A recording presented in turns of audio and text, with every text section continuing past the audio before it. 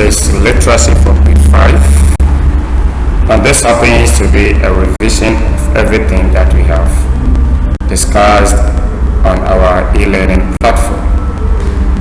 This is very important for those who didn't join us in the initial stage.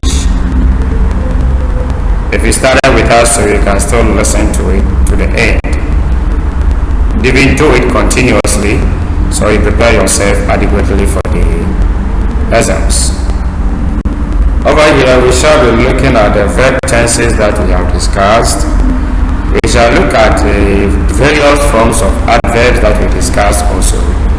And we add a bit of the question tag that we recently finished. So we start with the verb tenses, and particularly the past continuous tense. And it is used to indicate a continued action. That's an action that was going on at some point in the past. An activity or action that were going on sometimes in the past. We express it by using the tense we call the past continuous tense. How is it formed? The past continuous tense is called using any of these two auxiliary verbs. Any of these two auxiliary verbs, that is was or were, together with the present participle of the main verb. The present participle of the main verb is the verb form ending in ing. Good. So when a verb ends in ing and you attach either was or were to it, it forms a tense we call past continuous tense. Here are the various ways where the past continuous tense is used in sentences formation. It is used to talk about duration in the past. Duration or sometimes in the past. For instance, in the example A, Daniel was playing basketball outside. Daniel was playing basketball outside. So the underlying words are was playing. These happen to be the verb in it. Was playing. 2. Were they visiting their friend? This is an interrogative structure. Were they visiting their friend? The use of the past continuous in interrogative structure. That is the use of it in asking questions. C. We were watching the lovely sunset when a flock of birds soared by. We were watching the lovely sunset. That is one. The second part is when a flock of birds soared by. Over here, the tense is used to talk about interrupted action in progress. Interrupted action in progress. That is where you introduce two clauses. While one activity was going on, another activity also came in, or the first one was being interrupted by the second activity or event. We were watching the lovely sunset when a flock of birds soared by. D. Onassis wasn't playing in the room. Onassis wasn't playing in the room. This is a negative structure. Yes, so the past continuous tense is also used in the negative structure to indicate negative sentence or meaning. Onassis wasn't playing in the room. Let's continue. The second verb tense that we're going to look at is the present perfect tense. Many a times we confuse ourselves with the present perfect tense and then that of the past tense. So you'll get a difference. Now, the Present perfect tense indicates a link between the present and then the past. How it is formed: the subject plus any of these auxiliary verbs, have or has, together with the past participle form of the main verb. So we need the auxiliary verb have or has, then we add the past participle form of the main verbs. Some examples of past participle forms of main verbs include verbs like stolen, S-T-O-L-E-N, stolen, come. Past tense of come is came, but the past participle is come. Already I have come. Seen, S-E-E-N, is also an example of a past participle verb. Watched, W-A-T-C-H-E-D, watched. The past tense is the same, watched. Past participle is the same, watched, meaning it is a regular verb. So for regular verbs, the past tense and the past participles are the same. And have one, taking. Already I have taken my books. I have taken my books from the shelves. Taking, T-A-K-E-N. All these ones are examples of past participle verbs or forms of verbs. They are not tenses. They only become tenses when you add the auxiliary verb has or have to them. These sentences used present perfect tense in them. So let's look at them one after the other. Alright, we have played cricket. We have played cricket. The underlined words are have and then played. These two together form the tense. These two together form the tense. You can't leave the auxiliary verb out. Yes, if you leave it out, the tense will become past tense. So become we played cricket. It's a good sentence, but it isn't the present perfect tense. The present perfect tense that we have discussed, that it is formed using the auxiliary verb have or has plus the past participle verb. So we have played cricket. The underlined words are the verbs in it, and the tense is present perfect tense. The boys have not gone to school. Because of the word not, it is a negative statement, so it is used in the negative structure. The boys have not gone to school, and the words underlined are verbs have and then gone. So gone is past participle verb. So have together with the gone and form the tense as present perfect tense. Mercy has lived in Accra since infancy. Have lived underlined in the sentence as the verb, and the tense is present perfect tense. This sentence tells us that Mercy has lived in Accra since infancy, or since she was born, and she still lives in Accra. So say Mercy has lived in Accra since infancy. Kush has worked hard this week. Kush has worked hard this week. The underlined words are has and then worked. So has and worked together, they form the tense present perfect tense.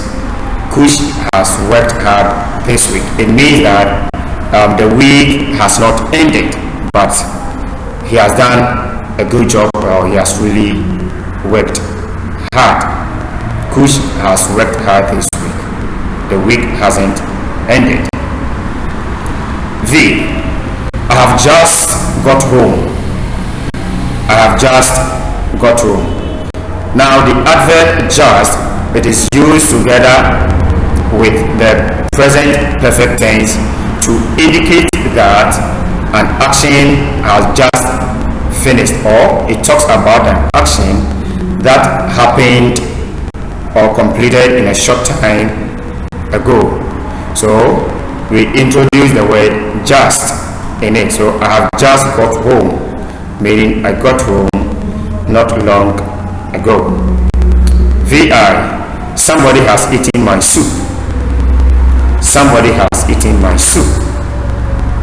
The verb underlined are has and then eating. Has and eating together form the tense, present perfect tense. The next verb tense that I'm going to talk about is the past perfect tense. We have present perfect tense and the past perfect tense. Now the past perfect tense refers to a time earlier than now. The past perfect tense is used to make it clear that one event or activity happened before another in the past. One activity or event happened before another in the past. So when it happens so, there will be two different verb tenses in it. The first part is always put in the past perfect tense, and the second event or the second activity, the tense of it is put in the tense we call past tense. So our emphasis, our concentration is highly on the past perfect tense. So in this sentence, we shall see another tense being introduced, but that is not our case. Our concentration is on that of the past perfect tense. Now, how is it formed? It is formed using the past tense of the auxiliary verbs we just treated. So we had it as have and then has. So the past tense of have and has is known as had. So we use had plus past participle form of the main verb.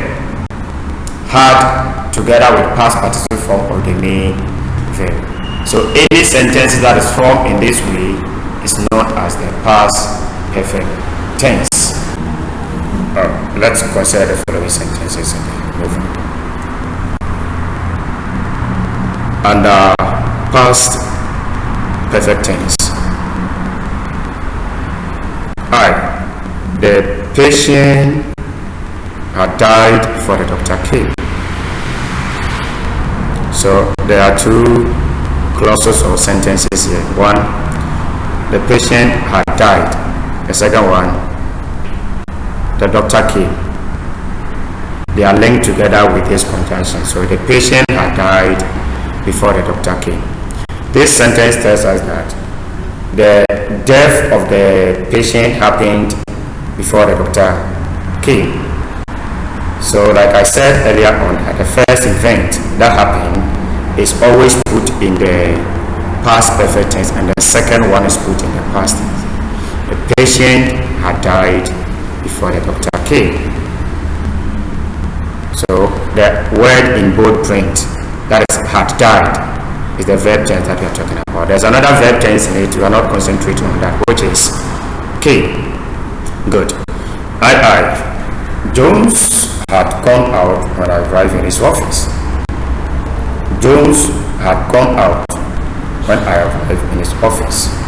This also tells us that Jones had left the office, or he left the office before I got to the office.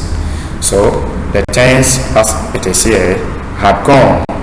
Had gone is the verb in the sentence, and it is the past perfect tense. There's also another verb in the sentence. It is still in the past tense. Somebody should tell me what is the verb here. Arrived. Good. Arrived is also the verb, and it's the tense we call past tense. They had not concluded on the matter before I left. This is a negative statement because of the use of the word not. So the verb are those in bold print. Had and then concluded. So had concluded forms the tense we call past perfect tense. Past perfect tense. And another verb introduced in here also is left. In the initial stage, I made mention that It is used to talk about, it is used to indicate that one event happened before the other in the past. So we expect two different sentences to be merged or to be put together in here. Good. Ivy, Michelle asked if I had read Harry Potter. Michelle asked if I had read Harry Potter. So the tense here still have read. Let's continue. Now, let's shift our attention from the verb tenses and take adverbs. An adverb is a word that is used to modify a verb, an adjective or another adverb in sentences. To modify something means to change it slightly. Okay. Example, John speaks loudly. John speaks loudly. How does he speak? Loudly. So the loudly as an adverb here, it modifies the verb speaks. That was extremely kind of you. That was extremely kind of you. Extremely as an adverb modifies the adjective kind. That's the third one. She drives incredibly slowly. She drives incredibly slowly. Incredibly as the adverb modifies the other adverb slowly in the sentence. Adverbs of manner happens to be one of the types or kinds of adverbs that we discussed earlier on. So let's have a recap of it once again. Adverbs of manner tell the way in which something happens. Adverb of manner answer the question how. These adverbs are mostly formed by adding ly to an adjective. They are not always, but mostly they are formed by adding ly to an adjective. Let's look at the following examples.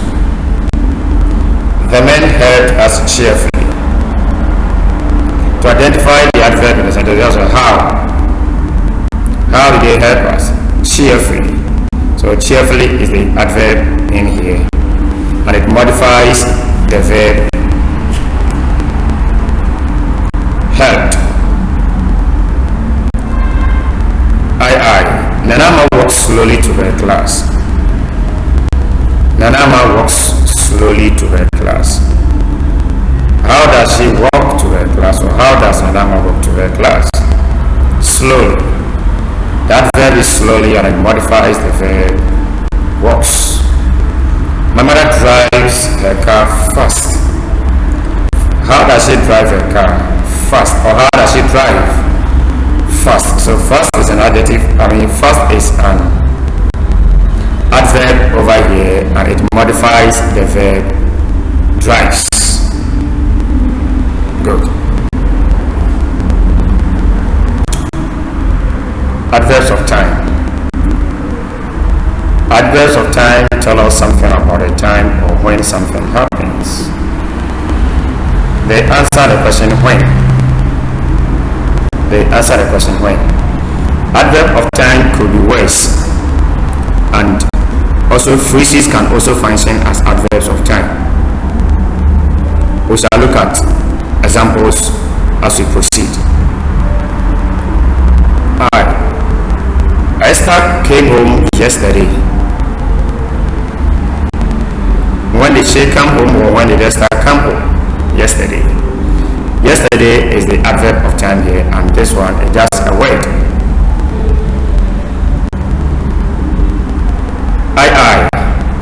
Before that, we were playing tennis on the lawn.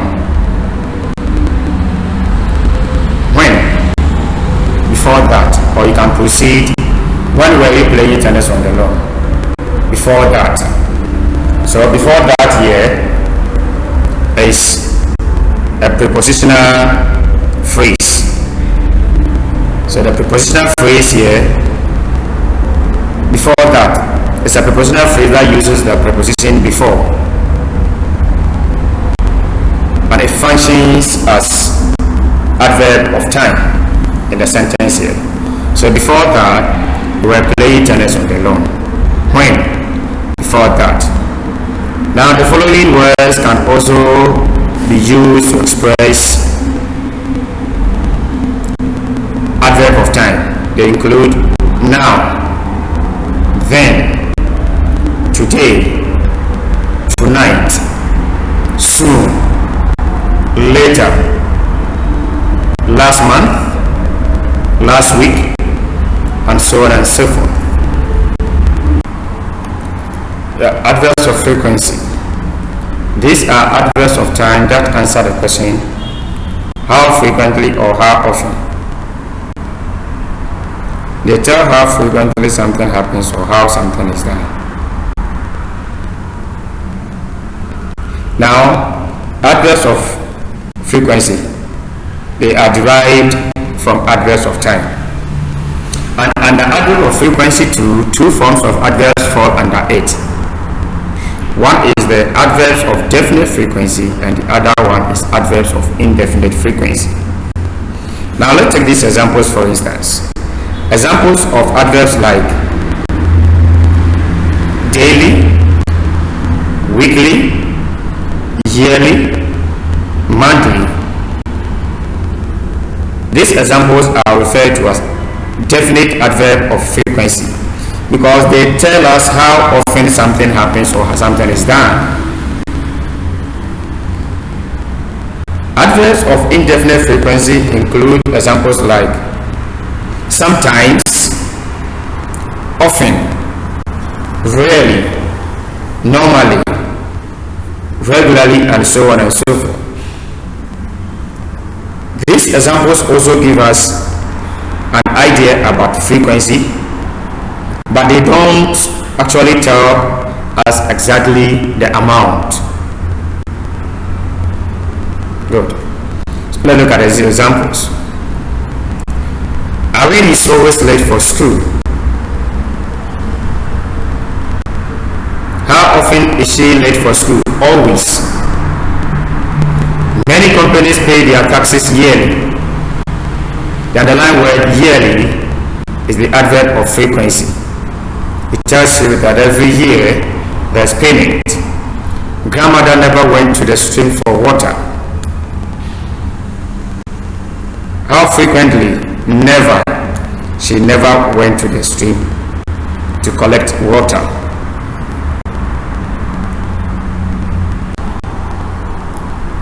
Adverbs of place also tell us the point or the place where something happens. They answer the question where. And adverbs of place mostly or always modify verbs and not adjectives or other adverbs. They mainly modify verbs.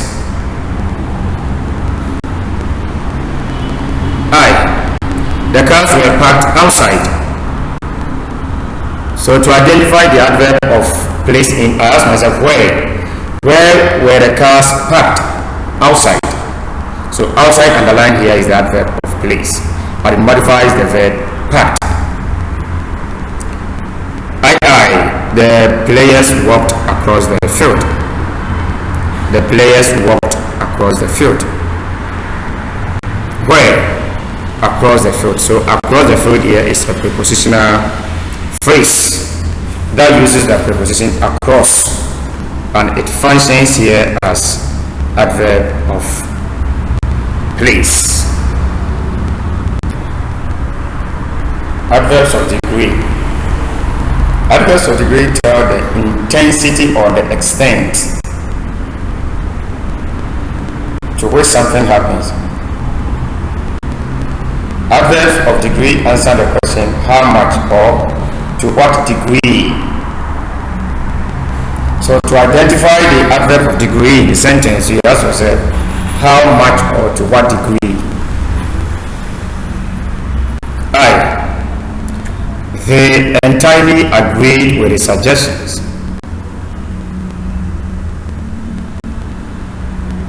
How much did they agree with the suggestions? Or to what degree did they agree with him? Entirely. So the word entirely here is the adverb and it modifies the verb agreed. Daisy is very beautiful. To what degree is Daisy beautiful? Very. So very underlined is the adverb of degree in the sentence. And it modifies the adjective beautiful. Mike Tyson fought quite dangerously. Mike Tyson fought quite dangerously.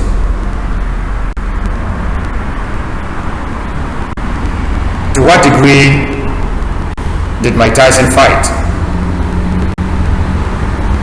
Quite. And it modifies the adverb slowly. So in these sentences, the underlined words are the adverbs of degree. Now on question tags. This is still fresh in our mind because it isn't long that we discussed this. Just let's remind ourselves for one or two things. Question tags. Question tags are short form of questions that are usually attached to the end of statements to affirm it.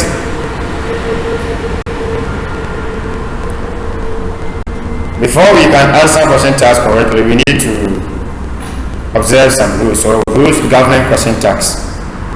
A negative statement requires a positive tag.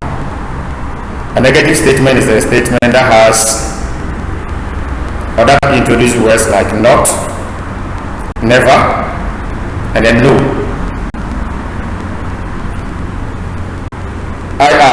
A positive statement also requires a negative tag.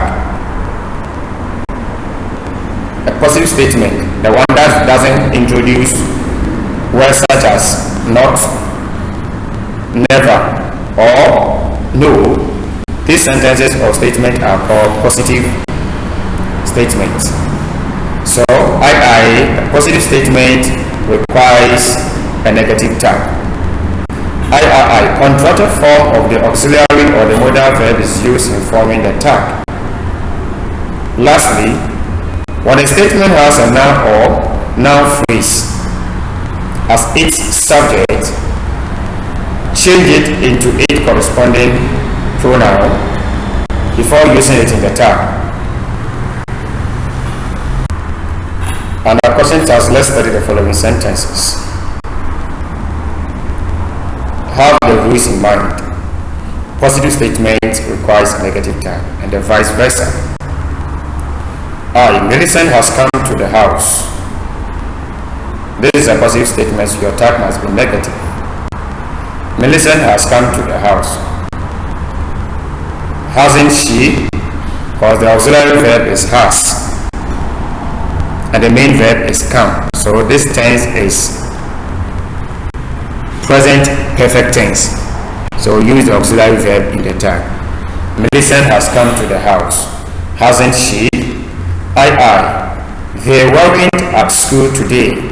The statement is a negative one because of the weren't. Combination of were and not.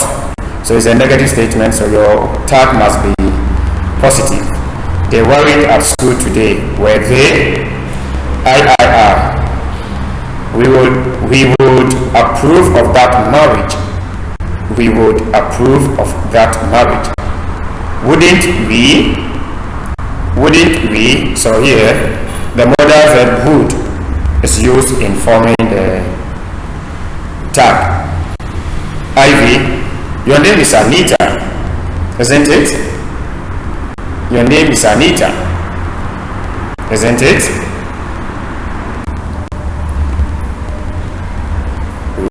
have established clearly that we use modal verbs or auxiliary verbs in forming question tags.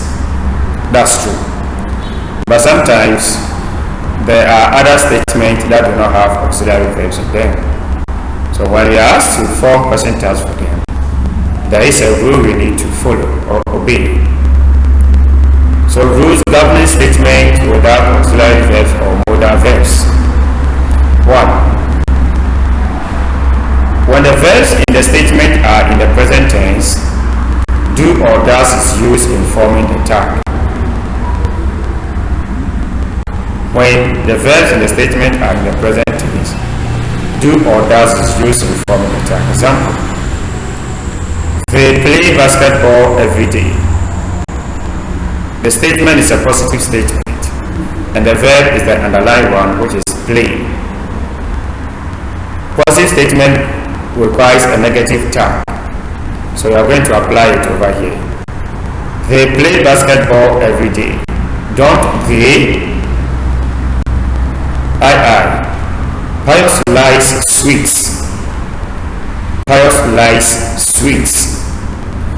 The underlined word is the verb in the sentence, likes, and the subject is Pius. So pronoun for Pius is he.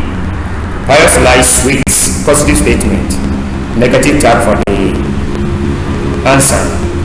Pius likes sweets, doesn't he? I.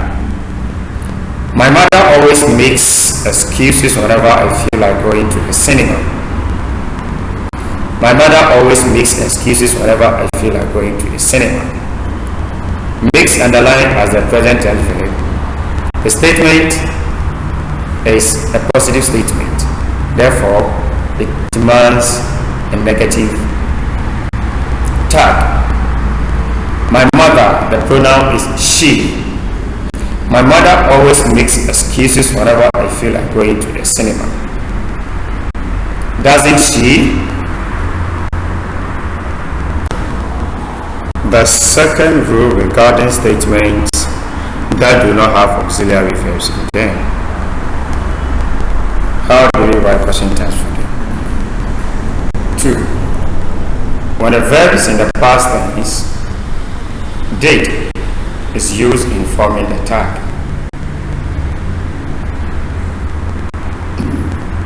When a verb is in the past tense, did is used in forming the tag. Let's look at these examples. Ajay and his friends went for snail hunting. Statement is a positive statement, so the tag must be negative. Ajay and his friends. The pronoun to replace Ajay and his friends is they. So Ajay and his friends went for snail hunting. Didn't they? I. The puppy had its tail. Had as bolded in the sentence is the verb and is in the past tense. The puppy had its tail. What pronoun do we give to the puppy? It. So let's form the tag. The puppy had its tail. Didn't it? I. Abraham never washed his father's car. Abraham never washed his father's car. The verb in the sentence here or in the statement is washed, is in the past tense. The sentence is a negative one because it introduces the adverb never in it. So as negative as the statement is, our tag must be positive. So Abraham never washed his father's car. Did he? Good.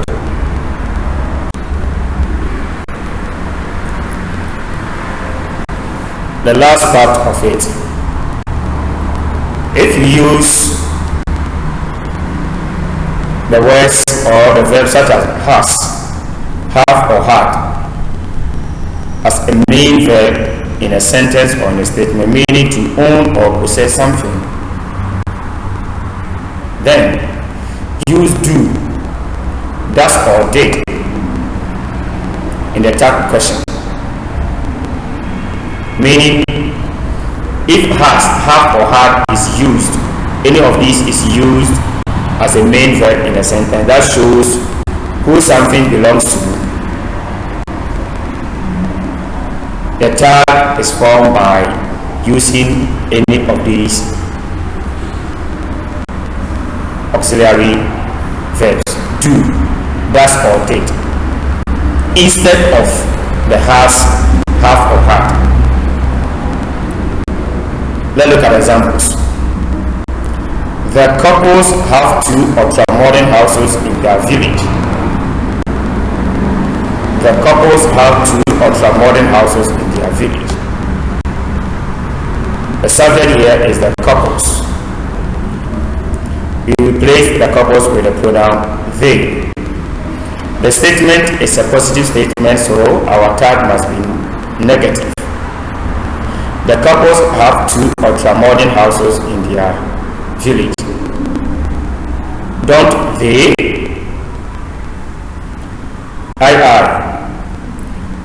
had a smartphone. I had a smartphone. Maybe you don't have it anymore. I had a smartphone. Now here, the had is used as a main verb and is in the past tense also. So I had a smartphone then becomes didn't I? I had a smartphone. Didn't I? Tell me, what's really the tag for this? I have a red pen. I have a red pen. I have a red pen then becomes don't I?